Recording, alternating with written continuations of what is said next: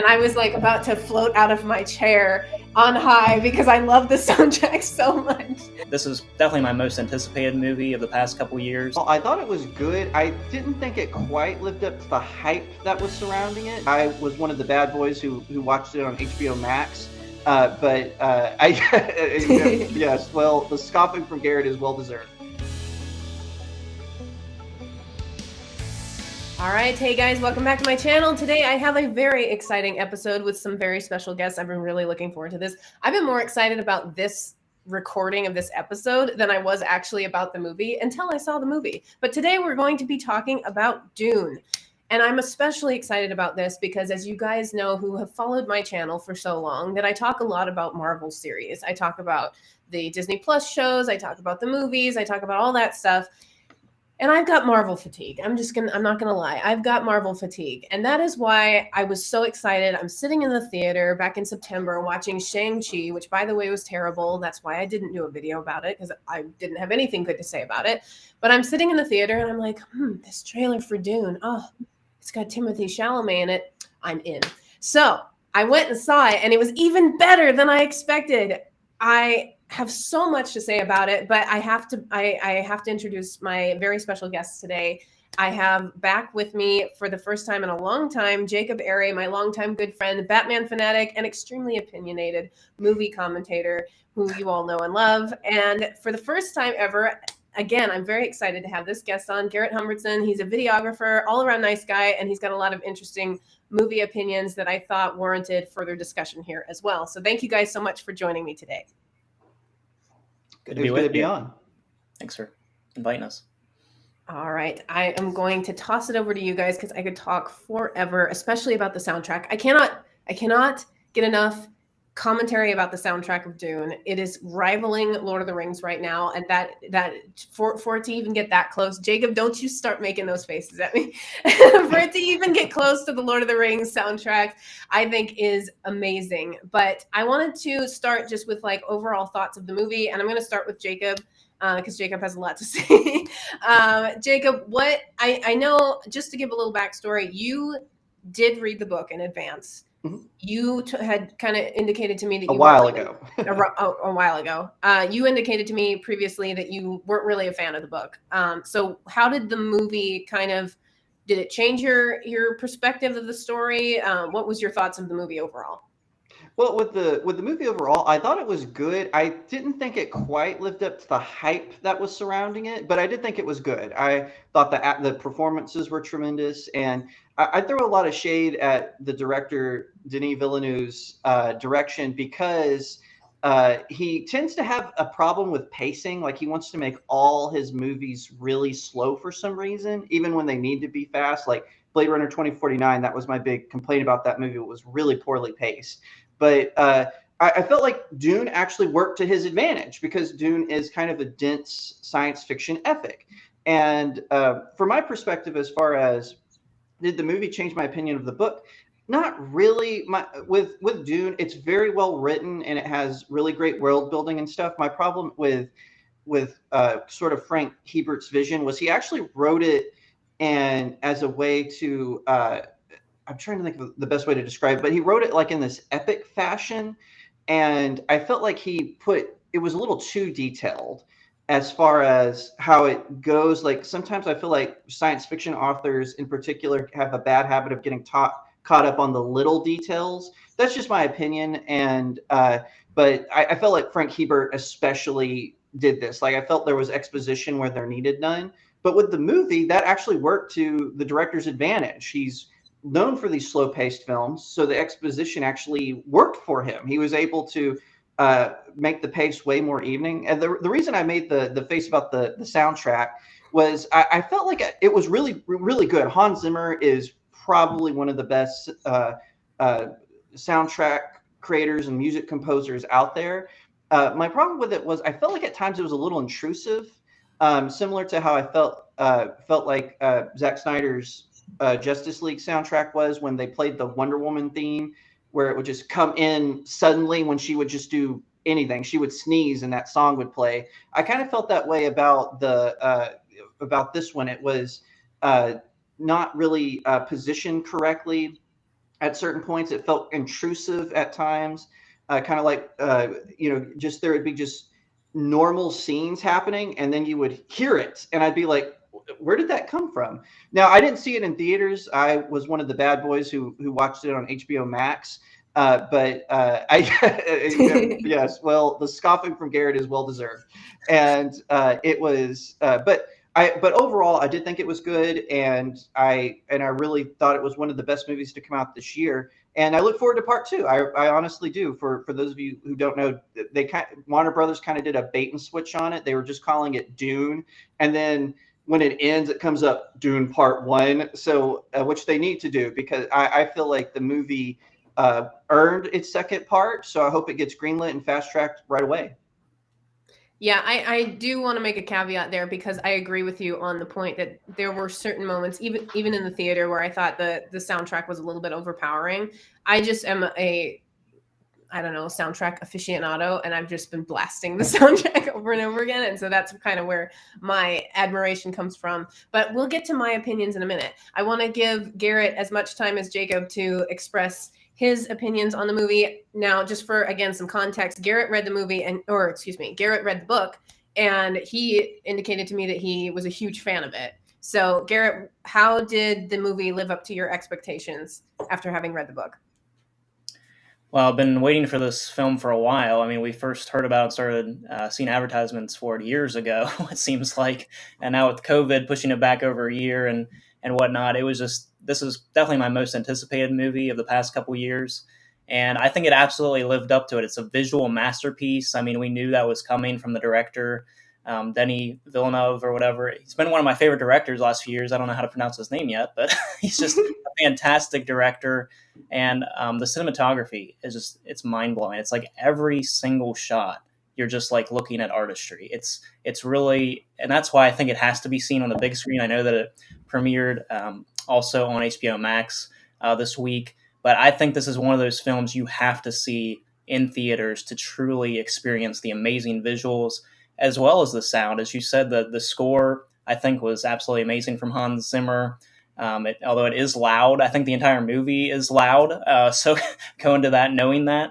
It's a very epic, ambitious movie, and so I think the sound design goes to that and making it feel even bigger. And I mean, with that, just the overall design of the entire film, I mean, the way the ships are designed are incredibly unique, I think, and it's like you're seeing something very different from a lot of other sci-fi movies, whether it be Star Wars or whatever. I feel like they had a lot of creativity in the design of the world and the ships and so on. And so I loved it that they were able to bring this to life. It's a really unique and strange story. I think it's a very challenging film, but I thought it absolutely lived up to the hype. Now, in comparison to the book, and it's also been a few years for me as well since I've read the book, I think it does a good job. I think this got up to, it's over halfway through. I think the book's like 800 pages or so. This got up to like page 500 or so is where this left off. And it was a good place to stop in the hero's journey, Paul Atreides. And I do wish that they would have spent a little bit more time developing him because, as you said, Jake, there's a lot of world building that happens in the book. And they were able to kind of reference some of those things very quickly, especially at the beginning of the film, kind of the backstory and how things work in this world, how space travel works, who are the Bene Gesserits. You know, there's a lot of strange elements in the film that are gone into a lot deeper in the book that are kind of just referenced in the film. And so, but I think that was fine. They just referenced that stuff. But Paul's journey, I was a little, I wanted to see a little bit more of, like his struggle. And I don't know how many spoilers we can give, Kelly. Spoil it. Go ahead and spoil whatever you want. All right. So 3, 2, 1, here come the spoilers. So when Paul starts to really sense that he has this calling to be something more, that the way his birth happened were under very strange circumstances, and there's this strange plan for his life, it seems like. We start to see those visions. That's kind of just referenced towards the second half of the film. But I wanted to see more of that struggle of him seeing those visions of the destructive path that his life might be going down. and the dread that creates. And that's another thing I want to say about the entire film. It was just this constant sense of dread in the film that I thought was really well done. But I wanted to see more of that in Paul's story. Yeah, I have, again, many thoughts. I, for my part, went in completely blind. I have not read the book. I still have not read the book. All I know is what I saw in the movie. So that's one of the reasons why I was so excited to see it. I have not gone into a movie like this without having done any research, knowing anything about it beforehand. Usually, especially with like Marvel stuff, I'll be like, okay, this connects to this comic and this one is over here and this is the backstory of this character. And so I go in knowing stuff and I didn't know anything. And so that's one of the reasons, again, why I loved it so much. I do agree. I think it was a little bit slow the first half with all the exposition, but I also think it was warranted. I needed that as somebody who went in without having read the book. I needed that to just kind of explain who are these characters, this kind of weird cult thing that's going on. I really needed the backstory on that. So now I'm very suspicious of Paul's mother. I'm extreme, as somebody who has not read the book, I don't know what happens. And I'm like, something's going on in that woman's mind and it's going to be strange. But the other thing I just wanted to note, because for people like my brother, for example, who go to these movies and they want to see action, that's like the main thing that they want to see. And I've kind of been telling him, he hasn't seen it yet. We're taking him this afternoon. I'm trying to explain to him, this is not an action movie necessarily, especially for the first half. It's more of kind of a lore. And they're just, again, the world building, which I love world building. And I think it's really important, but you don't want to go into this movie thinking that there's going to be an explosion or a battle or whatever every 5 minutes. There is plenty of that stuff in the movie, but it's not necessarily in the first half. So I would just recommend for people who go into the movie to go in again with an open mind and also realizing that there's going to be a lot of world building and there's going to be a lot of content that might seem slow, but it will pay off in the end. And just my two favorite parts of the movie, again, lots and lots of spoilers. So if you're watching this and you haven't seen the movie, get out. But my favorite line didn't actually have to do with the story as much as it just had to do with the fact that Oscar Isaac was in the movie. And he says, I didn't want to be king. I just wanted to be a pilot. And it just made me think of Star Wars, and it made me think of the failure of the Star Wars movies. And it was like a little piece of commentary on that. And then my actual legitimate favorite part of the movie was the very end. And this is why I love the soundtrack so much, because we finally got this note right at the very end that just was timed perfectly. And I was like about to float out of my chair on high because I love the soundtrack so much. But again, you need to watch the whole thing in full so that you get the whole story. Stick with it. Hang in there. It's not all going to make sense by the end, but you'll at least have enjoyed the ride. And I'm looking forward to seeing, I like Garrett said, I think, or maybe it was Jacob, you guys are all blurring together in my mind at this point. But one of you guys mentioned that the movie has earned its second part. And I totally agree with that, because it has done the groundwork. It's laid the foundation for what's going to come next. And obviously they hired Zendaya to play the leading female. So there's going to be more of her coming, going forward. But I just find the whole thing really, really exciting and interesting and new. And I, again, love the fact that I went in blind, and I would like to continue to, go in blind, but I think I'm going to break down and read the book before the next part. But so those are all my very jumbled thoughts on what I thought about the movie. Soundtrack, phenomenal. Just that's the moral of my story. So we've kind of covered how the movie compares to the book. So I'm just going to kind of move down on the list of questions that I have. What do we have to look forward to with future releases? I'm going to toss this over to Garrett, but especially because I know you've been reading the sequels a little bit. So I guess one of my questions is, how many sequels to this movie do you think we can expect at this point? Yeah, I think that's tough to say. I'm not sure if the director is one who would do more than one more. He seems to like his individual projects and kind of go on to the next one. So I think it would be a different director that would take over if it would go in that direction. I will say something about part 2. I think is going to be even better than the first part, because I felt like reading the book, the second half of the book is extremely satisfying.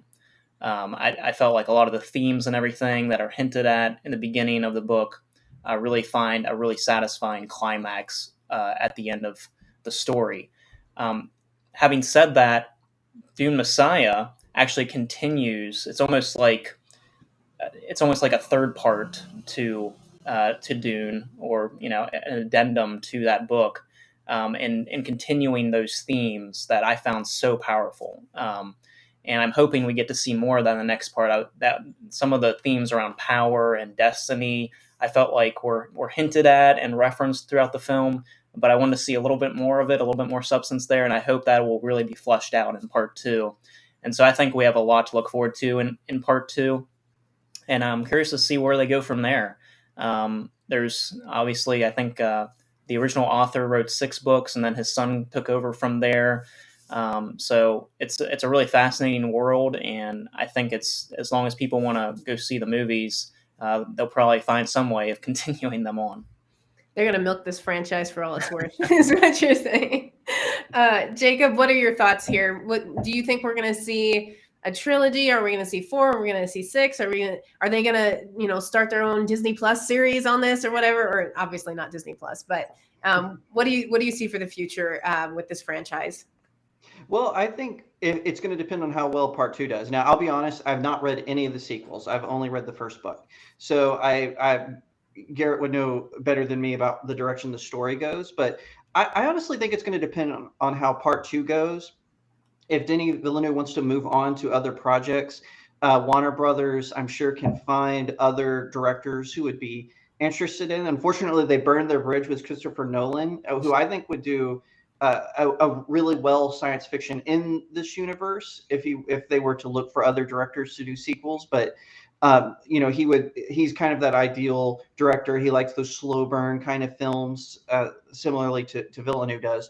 But I honestly think that, I can see a future where they might do like a third film. So like Garrett said, make Dune Messiah, it's a standalone film, and then maybe some of the sequels as miniseries, and then do like maybe the final one. I can't remember the name of the final book, but then maybe do that one as a movie. So do 3 movies, miniseries, and then a film. Maybe that's kind of copying the Disney Plus model, right? They interrupted their films and did a whole bunch of series, and then they're going back to the movies. So I could see a situation where HBO Max wants to copy that.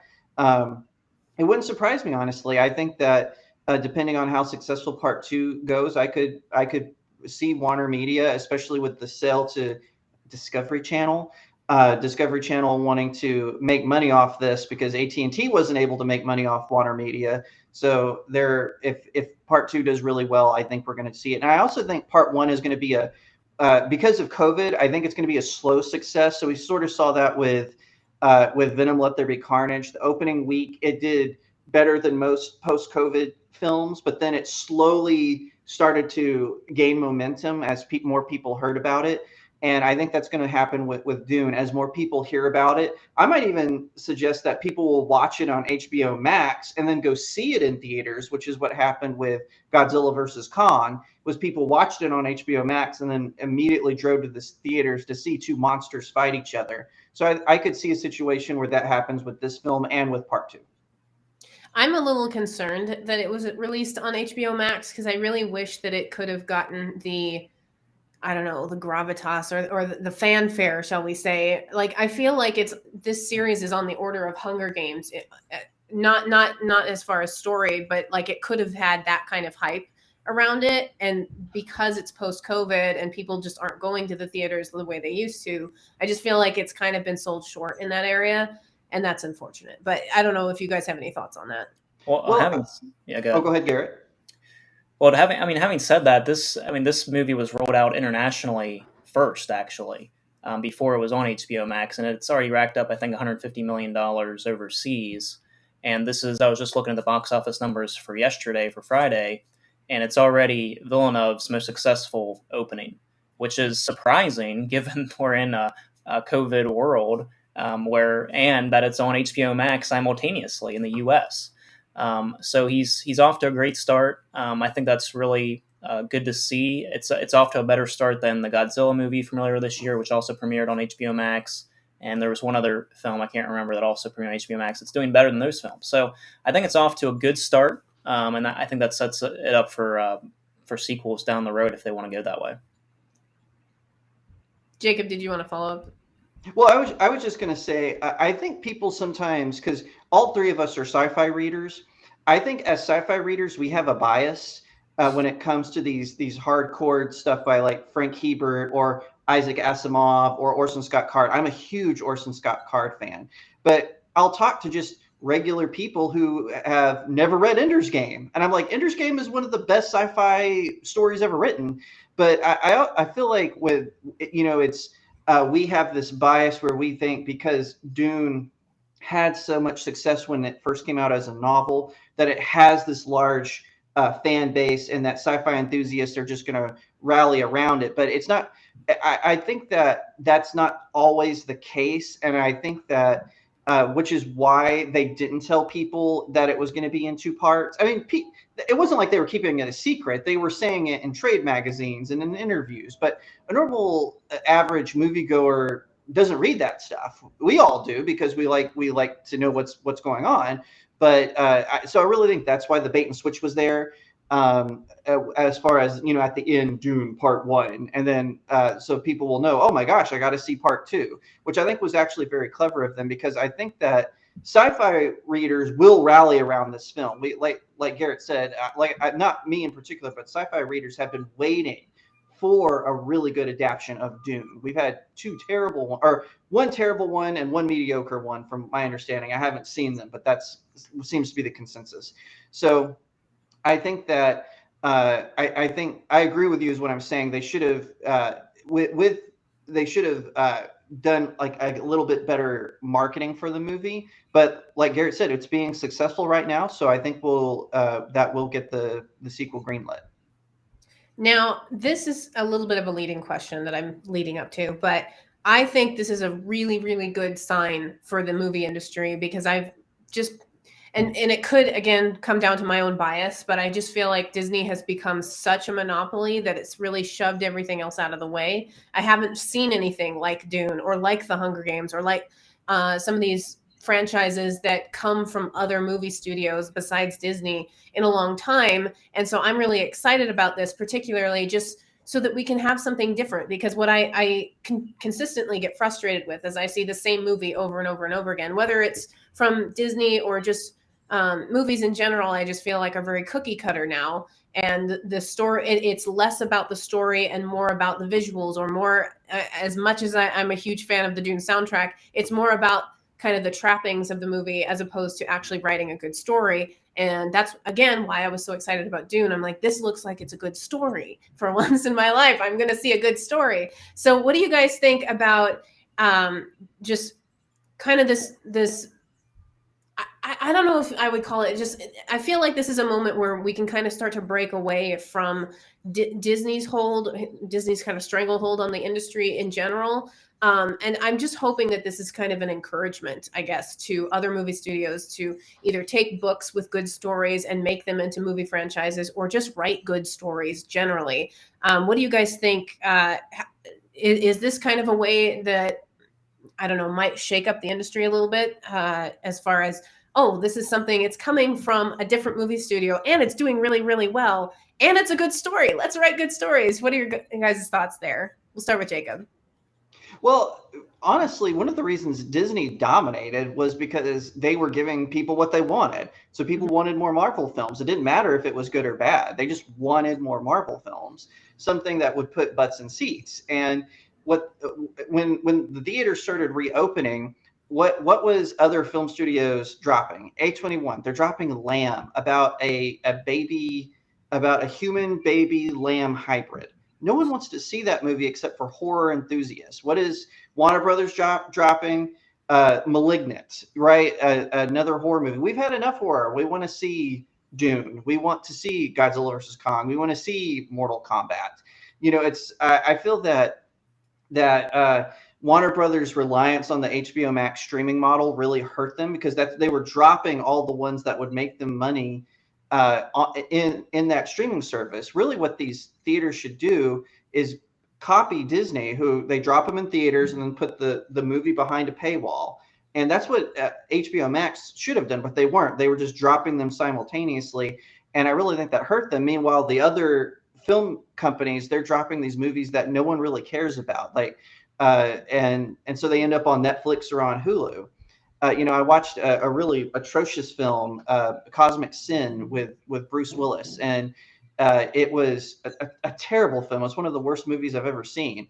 But people thought Bruce Willis would put butts in seats. But it was just one that had a premise that didn't attract anyone. Same with Chaos Walking with Tom Holland and Daisy Ridley. Two good celebrities, good actors, I think. But it was just a terrible film. And no one cares about Chaos Walking. It was based on a YA novel, but it didn't have the same fame that The Maze Runner or Hunger Games. So hopefully, though, now Warner Brothers has at least seems like they're seeing the message. So hopefully we will get better stories. We will start seeing more Dunes or movies similar to Dune come out where they have at least some sort of understanding with general audiences.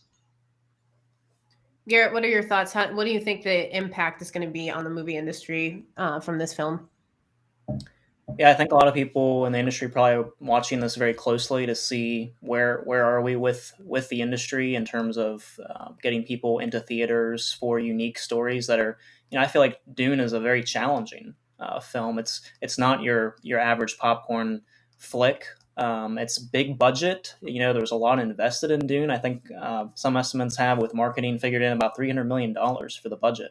So this is a lot of money invested into a very epic story, which is one of the reasons I was just overjoyed to even see it. I'm like, I think that was a big reason that Dune wasn't made into such a great film for so long, is because it takes a lot of money for this type of vision to actually make it come to life in a way that actually honors the source material.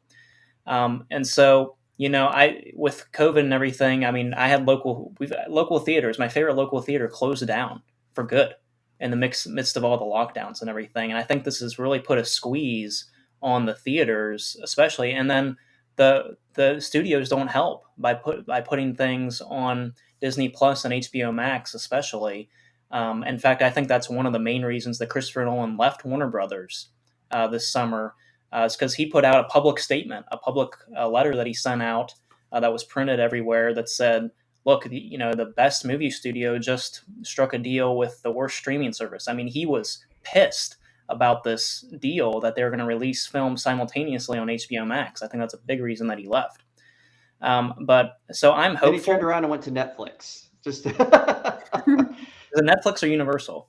No. He signed a deal with Netflix to do a Netflix film. I felt like that was kind of a slap in the face. But yeah, no, he did sign a deal with Universal. You are correct about that. But he agreed to make a movie for Netflix, which I thought was funny. But in any event, I'm somebody that wants to see the theaters stay open. I want to see not just movies like Marvel films, which, I enjoy, I think, a Marvel film as much as the next person. But the problem with that is, it's a very similar storytelling. It's safe storytelling. They all have a similar look to them. There's not a lot of risk taken with Marvel and Disney type movies. And so I want to see those risks taken and money put behind ideas that are really original. And that's what I've actually enjoyed a lot of the storytelling and risks that have been taken on some streaming services like HBO Max. But in terms of actually getting people into the cinemas, that's another level of investment for a lot of studios, and a level of trust in that people are actually going to show up in this world where you can just turn on Netflix at home, right? So I'm someone that wants to see films that aren't necessarily big budget or necessarily popcorn flicks that are still in the theaters because they're great cinematic works and further the artistic vision. So I'm hopeful that Dune is helpful with that. I think a lot of people were watching for that, and so I hope that we'll continue to see the industry grow and that people still go to the theaters, because to me there's nothing like being in a theater with the big sound, the big screen. It's just really special, especially if you can get an IMAX theater or something similar. I think that's a really great community experience that we can have together, as opposed to sitting on the couch by yourself watching something on a streaming service. Yeah, Jacob, sitting on the couch by yourself watching I do it on that too. I'm just saying. I'm kidding, Jacob. We all still love you. This is kind of a bonus question. I didn't prep you guys for this at all, but this is something that I talk about on my channel all the time of how much I find within storytelling, it's so important to have an identifiable villain and a well-developed villain. And by well-developed, I don't mean the villain that you can sympathize with necessarily. Sometimes you can, and sometimes you can't. But a well-defined villain in a story, I think, is what makes movies like Star Wars, for example. The movie opens with the villain, with Darth Vader. You don't really I'm a huge Luke Skywalker fan. I'm not trying to diss Luke Skywalker, but that movie is not made because of Luke Skywalker. It's not the movie that it is because of Luke Skywalker. It's because of Darth Vader. That he's the big character in that movie that makes it scary. It makes it like, oh, this is the guy that we have to defeat. And whether it's going to be Luke Skywalker or whoever, this is the guy. And so for Dune, we don't have necessarily the Darth Vader per se, but I definitely, again, coming into this movie as having not read the book, I identify this, again, spoilers, guys. If you're still here, I don't know why you're still here, but I identify this kind of cult group as the villain ultimately. I don't really of course there's the opposing, I'm going to call them a tribe, but there's the opposing tribe that they're fighting that kind of wiped everybody out, and there's this emperor guy. Yes.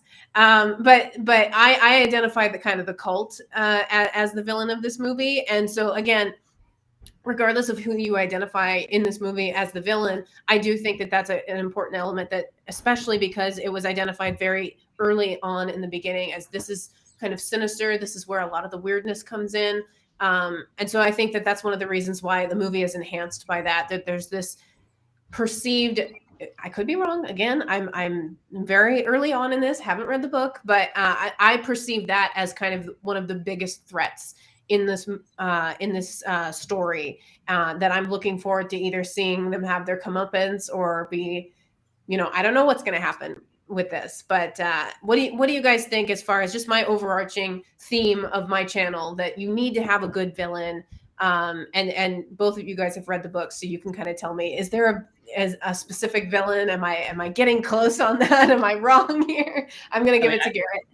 I think if you're looking for a Darth Vader character in this Dune film, it might have been the head of House Harkonnen, just like this, ugly, terrifying figure, mystical figure that's leading this very violent tribe or house of Harkonnen. So that might be the Vader figure, but I do Dune has a complicated world, right? And so there are people with shifting agendas and political agendas that are trying to manipulate the Empire for themselves, including the Bene Gesserits, who are perhaps secretly manipulating things in the background. And I like that you picked up on that, Kelly, because I think one of the most powerful, if not the most powerful scene for me, was actually the scene between Paul when he has to go through the test with the high priestess, the mother, Queen Mother, or whatever, and he has to put his hand into that box, and his look of defiance to her once he overcomes his fear and is able to overcome the pain. I thought that was such a powerful moment. That look of defiance of, you can't overcome me. I felt like that was so powerful to demonstrate who that character is deep down, and I want to see more of that in part 2. But I think that's a really key observation by you, Kelly, that the Bene Gesserits have that overarching evil plan, or it seems evil, or it seems sinister in some way. Jacob, what are your thoughts there? I agree with Garrett. As far as villains, that does seem to be something that's been lacking in movies recently, is especially if you watch just regular Disney animated features. It seems like they Frozen is a good example, for even Frozen 2 and Moana.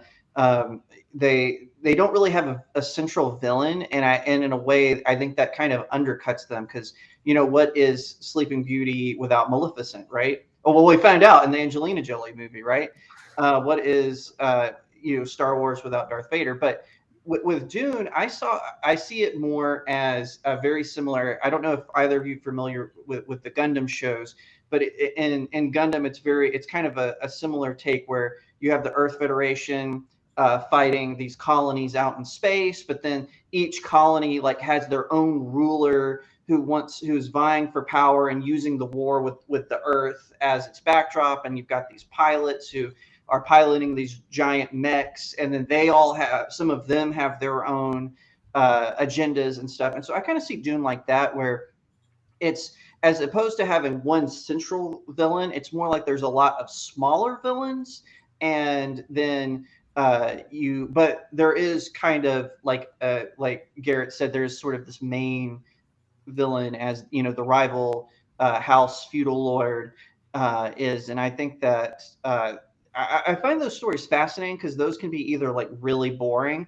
or they can be exciting. Obviously, I'm a Gundam fan. I have a Gundam statue behind me, so you all know where I stand on that. But it's kind of similar with Attack on Titan, multiple parties vying for power and different houses and coming together, and some allies and backstabbing allies and whatnot. And I really feel like Dune is sort of that world where there's not one central figure. Like even when again, a spoiler alert, when the rival house gets the Emperor's blades to attack Arrakis, well, that's might have. I'm not going to spoil anything. Kelly's done enough of that, but that might have consequences later in the story. So I think we're going to see. That's what we're going to see, and I really think that is something that is, as much as I'm not as a big fan as Frank Hubert's Dune, I really did like that aspect of the book. That it's not just black and white in the sense of right and wrong, but it's not so black and white as who is the enemy. So I think that's really cool. Yeah, and let's not forget that a villain that's mentioned several times in the film, but I don't think we ever see, is the Emperor, right? He's kind of lurking in the background. It reminds you kind of the original Star Wars trilogy. We don't see the Emperor in the first one, right? But he's kind of lurking, orchestrating things. And the other thing that I think for me is really cool I'm not sure if I would define it as a villain, but that internal struggle that Paul has of, am I being taken down a dark path where I become the villain, to me is extremely powerful. And I think that's another place that Dune succeeds. And hopefully the second part will explore more fully. I'm really excited about that element as well, because at least in the first half of the movie, for me, it feels like he's kind of resisting. Again, I just refer to them as the cult in the movie, but he's kind of resisting it. But by the end of the movie, it's almost like, okay, maybe I'm gonna lean into this a little bit more, because he kind of leans into the powers that they've given him and all of that kind of thing. So I'll be interested to see how quickly he slides down the power hungry trail, or if he continues to try to resist it. Again, it's just so fun for me to actually go to something and not know what's going to happen. Like, I went into Lord of the Rings already knowing the story. I read the books pretty much first, I think. I went into a lot of these, like I went into the Hunger Games knowing, and I read all the Hunger Games books in about a week. So it's so fun to go in kind of as movies were intended, I think, to go in without knowing, without having, I didn't do any research on the internet. This is like the good old days when I was like 12 and the internet didn't really work. And so you could go and see movies, and you didn't really have access to, all of the YouTube videos breaking down what this means and what lore that means and all this stuff. It's just really fun to go in, again, with an open mind and to really, I don't know, just experience it kind of like a little kid, which is what I am in real life anyway. So thank you guys so much for joining me on the show today. It's been really fun. I hope you guys come back for Dune Part 2 and Part 3 and Part 6 and all the rest of it going forward. The spinoff. Exactly. We'll have to do this again. I'll make sure to include everybody's Twitter handles in the description, as well as where you can find. You can read Jacob on StudioJakeMedia.com. Shameless plug for Jacob. And if you guys have any questions, please like the video, subscribe to the channel, ring the bell to get those notifications, spit in the spittoon, as my sister says on our videos, and comment below what you guys thought. And I will talk to you guys on the next video. Bye. Thanks, Kelly.